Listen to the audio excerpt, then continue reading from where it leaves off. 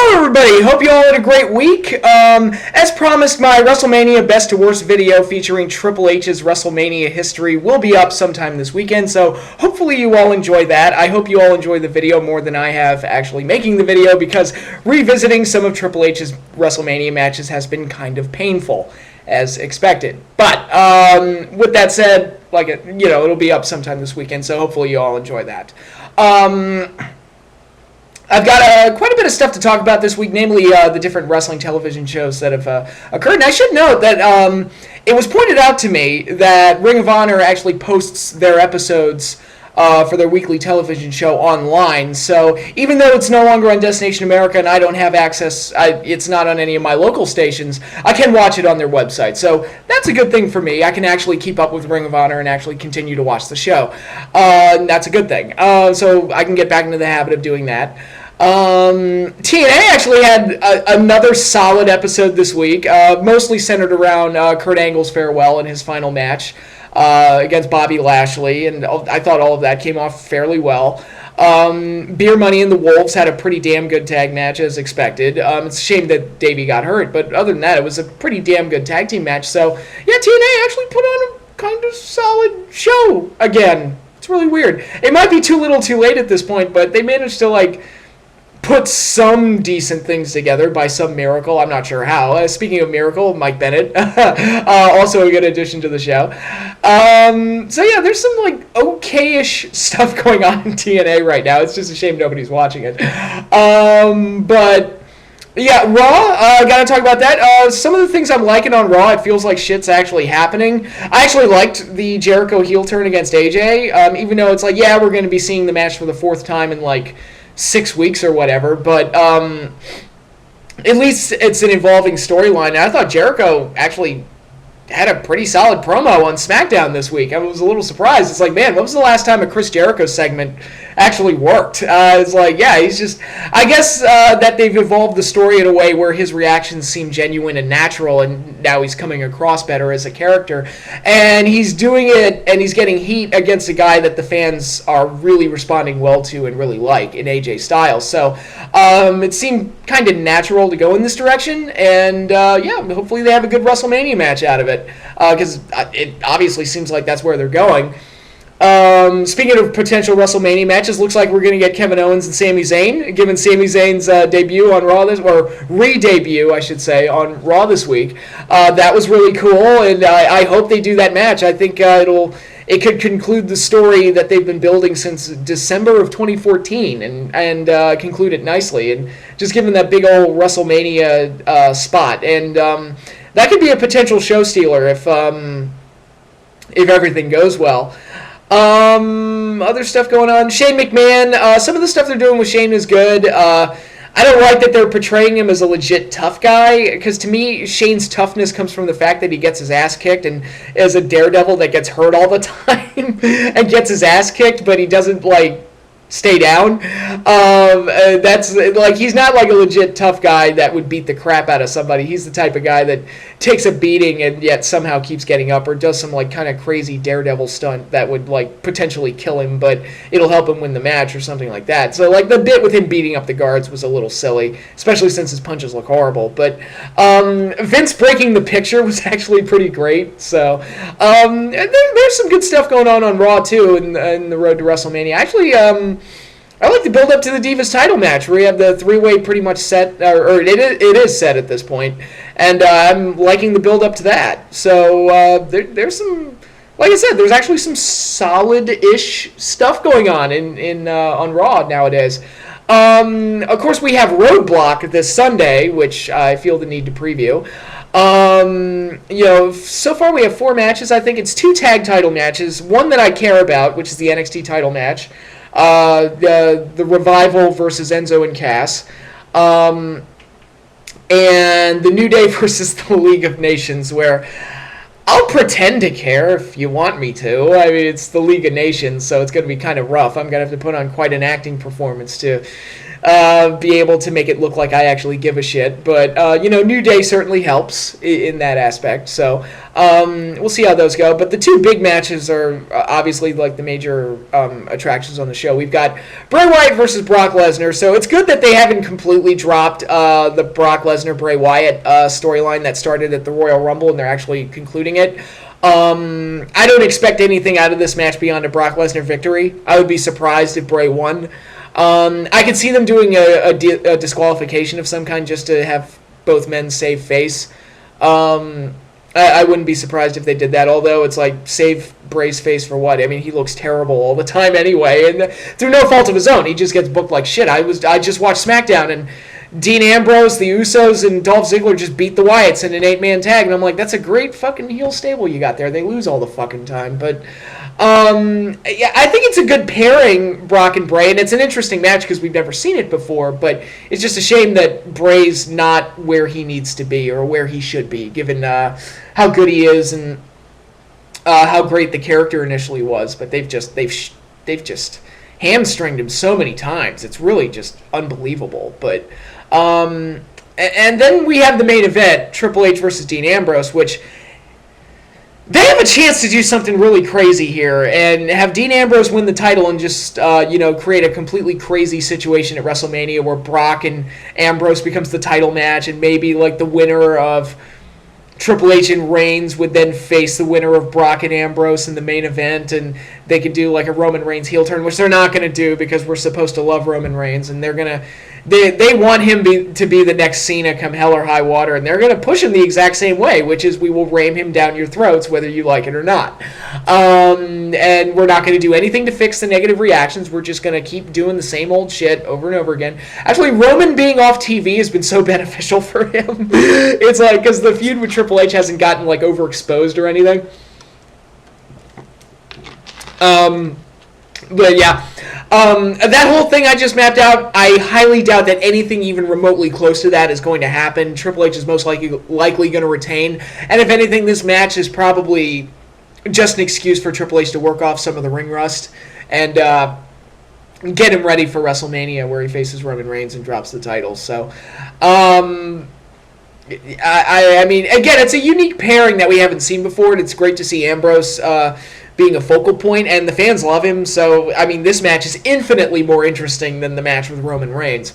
But, I mean, the story, if you don't give a shit about the protagonist, the story doesn't work. And that's as simple as that. And the Triple H Roman Reigns thing doesn't work because people just don't give a shit about the protagonist. That's where we're at right now with that whole situation. But and now you look at Dean Ambrose and Triple H, which has nowhere near as much build or history put into it, but people care more, or seem to care more, because they like Ambrose. So the story just comes off better that way. It's just don't expect anything too crazy to happen. If they do something crazy, great.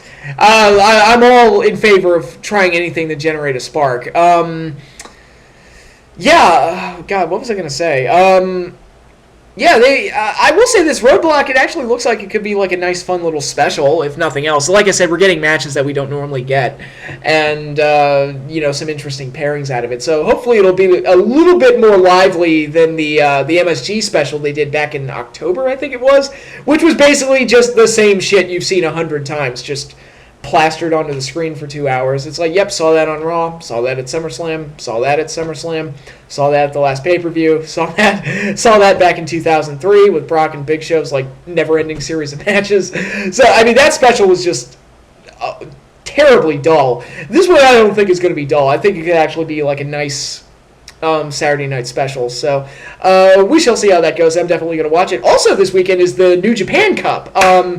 Right now, I think the Final Four is set. I haven't watched any of the tournament, unfortunately, because I just haven't had time. But right now, the Final Four is set. It's Yano versus Naito and Hiroki Goto versus Michael Elgin in the Final Four, the two semifinals matches. And the winners of those two matches will face each other in the finals, and we will have that winner for the New Japan Cup. So should be interesting.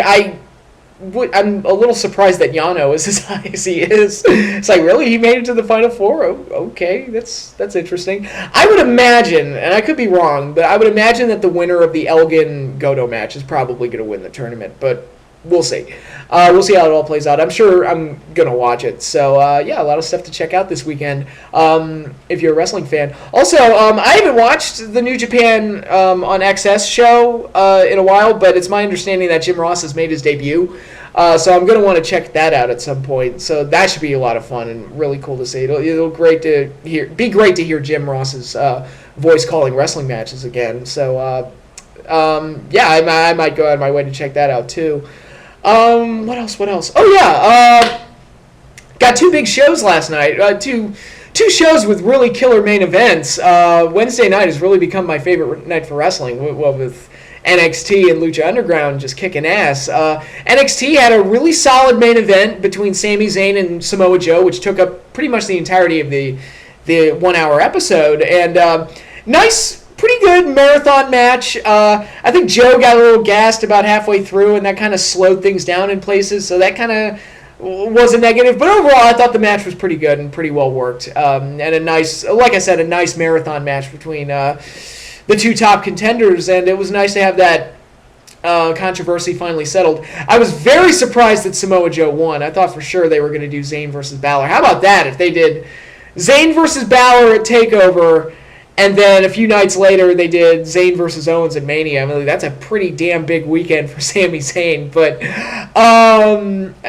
yeah, I don't know. Maybe Sami Zayn's not going to be at TakeOver because of the Mania spot. I don't know. I haven't read the spoilers, so I don't know what happens. But it's great that when you like and you enjoy a wrestling show, you actually don't want to read the spoilers. And it's really interesting how that works out. But yeah, I did enjoy the 2 out of 3 falls match. Thought it was really good. And yeah, I guess we're getting Balor and Joe again, which that's okay, I guess. I feel like, we already got it. I didn't really need to see it again, but it should be fine. It'll be fine. Hopefully they fill out the rest of the card, the TakeOver card, with some really good stuff. I'm sure we're going to get Bayley versus Asuka. I'm almost certain that match is going to happen. We're probably going to get American Alpha versus the winners of the NXT Tag Title match at Roadblock, which is most likely going to be the Revival, which that could be great, because American Alpha, I just love watching them. They're great. Might get Austin Aries versus Baron Corbin, and that could be really good. Yeah, Austin Aries made his NXT debut last week. That was interesting, and he's already, Baron Corbin ruined his whole debut, which obviously is probably going to set up a match here. So yeah, some stuff to look forward to with NXT. And again, I haven't read the spoilers, so I don't even know what the card officially is. I'm just speculating, but Lucha Underground also had a great episode last night. All sorts of crazy things. I mean, the match between Cage and Taya. I'd never seen Taya before, but god damn, she took a pounding in this match. I mean, Cage just beat the crap out of her. Like, oh my god, some of the bumps she took were sick. And I was like, God, I gotta give her a ton of credit. And she made it look good too. I give her all the props in the world. She took bumps that I would never take in a billion years. But of course, I'm also not trained. But what else? We got the debut of a new female character on the show, Mari Posa, who is Marty the Moth's sister. I believe Mari Posa is Spanish for butterfly. Google is your friend. And I've been told that that's cheerleader Melissa in the outfit. I haven't had that confirmed, so if anybody can confirm that for me, that would be great. If that's her, then more power to her that she's creating a new character in Lucha Underground. And what they've done with Marty the Moth, how he went from like jobber, loser, idiot to like this really creepy psychopath is really kind of an amazing transformation. Famous B has become one of my favorite parts of the show. The commercials that he has aired during the event or during the episode are just fucking great. I love that they showed El Dragon Azteca Jr. watching his commercial on TV in one episode. It's like, oh my god, this is actually a commercial that exists within the universe. It's not just something that the promotion is airing. It's like, oh my god, this is actually in this fictional universe. Like, the people can just flip on the TV and see Famous B commercials. It's fucking great. I can't wait until he shows up in the temple, because I think it's going to be really good. Could be a great manager.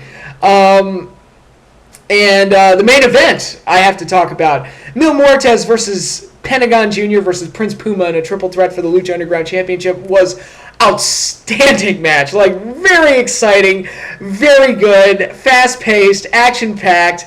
Had the basic story in place where Pentagon and Puma had to work together to kind of eliminate Muertes, but once they started fighting each other, that allowed Muertes to get back into it and ultimately win the title, or retain the title, I should say. The finish was great, where he hit the double flatliner on both of them and pinned them both. I was like, damn, Muertes is fucking beast.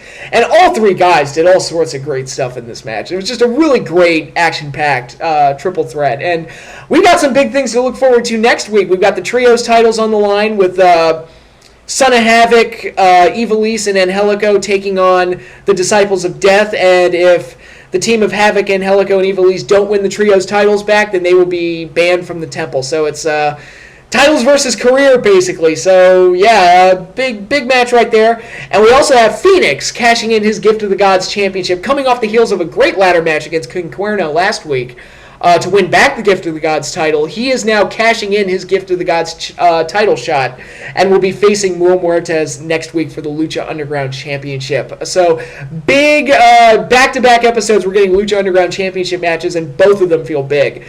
Phoenix is the only one who has ever really defeated Muertes in one-on-one competition. I think Prince Puma pinned Muertes in Aztec Warfare last year, but that was with help from Johnny Mundo. Like, Phoenix is the only one to ever, like, one-on-one defeat Mil Muertes. And, they have a lot of history. They have a lot of backstory with each other. So this match feels like a big deal. And it's like, man, I'm wondering, could this entire, like, cult of death that Katrina has brought together, is that getting ready to fall apart now? Because the trios titles could change hands. Muertes could lose the Lucha Underground title, and everything could go south for the Death Cult next week. So it'll be really interesting to see. And then the week after that, we're getting Aztec Warfare, which is basically the Royal Rumble with pinfalls and submissions, and was such a big hit last year that it's become like a big annual event for. Like a big event for, I guess, each season of Lucha Underground, so it's going to be great. And then after that, we have the Gift of the Gods, Hunt for the Medallions to look forward to. That's got to be coming up and got to restart all over again. So lots of good things to look forward to with Lucha Underground. They're doing a lot of great things, and I really like it. So, yeah, I'm a happy wrestling fan this week. I'm generally happy with the products that I'm seeing and the shows that I'm watching, and a lot of good stuff to look forward to as well. Yeah, I'm in a good mood. It feels good. Not even shitty Triple H WrestleMania matches can spoil my good mood right now. So, like I said, a lot of good stuff to look forward to. I'm going to have more WrestleMania Best of Worst videos coming up soon. Got 4 more to go, so hopefully I get all of those out before WrestleMania. I'm almost certain I will. I actually kept the schedule that I wanted to keep. But that is all I have for this week. Hope y'all are... I hope you all enjoy the rest of your week. Hope you all enjoy your weekend. And until then, peace out, everybody.